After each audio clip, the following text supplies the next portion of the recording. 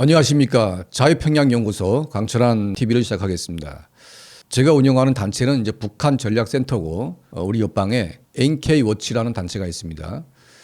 이 단체는 원래 정치범 수용소 해체운동본부가 이름이었었는데 노무현 정권 때 이 이름으로 통일부에 등록이 안 된다고 해가지고 할 수 없이 NK워치를 바꾼 단체입니다.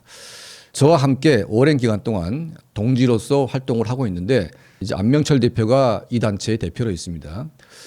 여기서 하는 역할은 유엔 청원서입니다. 탈북자들이 북한에서 가족의 수용소에 갔거나 또 탈북 가정에서 딸이 아들이 북한 보위부에 끌려가서 수용소에 간 사람들을 기록해서 유엔에 청원하게 되면 유엔은 북한 정권의 그 사람의 생사 확인을 하게 됩니다.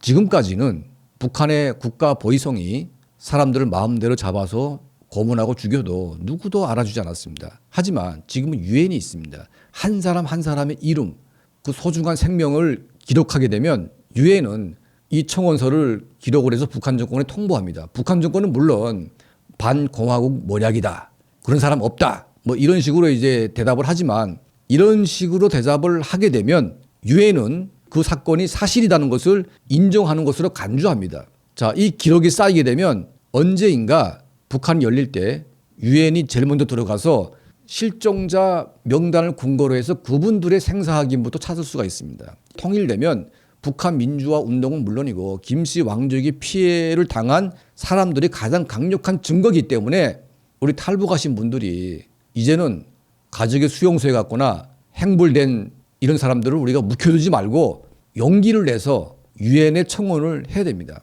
자, 제가 한 가지 사례를 말씀드리겠습니다. 북한의 26호 정치범 수용소, 숭어리 수용소가 있는데 이 26호 수용소는 1급 정치범 수용소였습니다. 이 수용소가 94년도에 폐쇄가 됐습니다. 왜 폐쇄가 됐냐? 바로 노르웨이에서 북한 공작원들에 의해서 납치당해서 북한에 끌려간 고상문 씨 때문에 이 수용소가 해체가 됐습니다. 고상문 씨는 누구냐?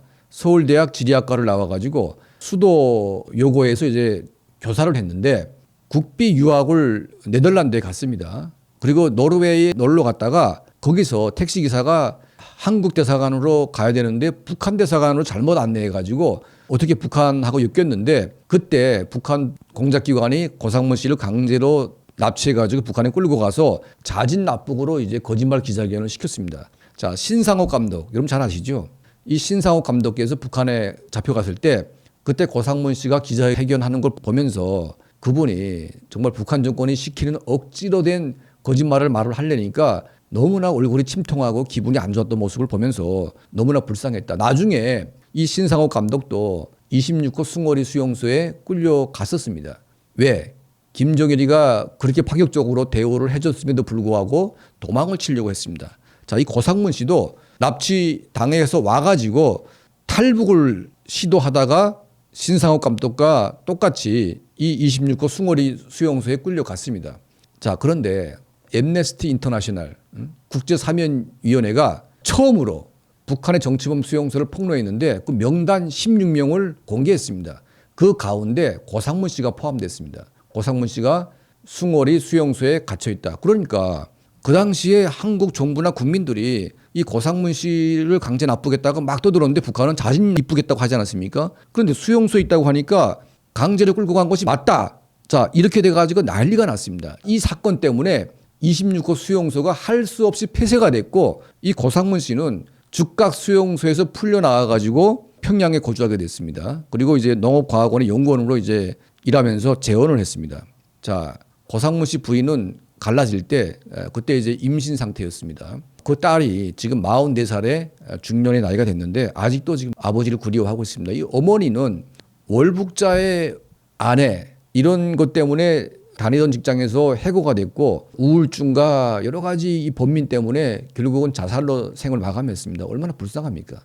이 고상문 씨 사건을 제가 지금 얘기하는 것은 북한에 의해서 자행된 강제 납북 사건 중에서 가장 인상적인 사건이고 이 사건 때문에 26호 수용소가 폐쇄가 됐다. 북한 정권이 외부의 눈치를 안 보는 것처럼 하지만 엄청나게 신경을 쓰고 있다. 그래서 탈북자들이 북한에 끌려간 가족들, 수용소에 갇힌 친구들, 가족들 전부 유엔에 청원을 해서 유엔을 통한 북한 정권 압박을 해야 된다. 이것도 하나의 강력한 인권 운동이 될 수가 있습니다.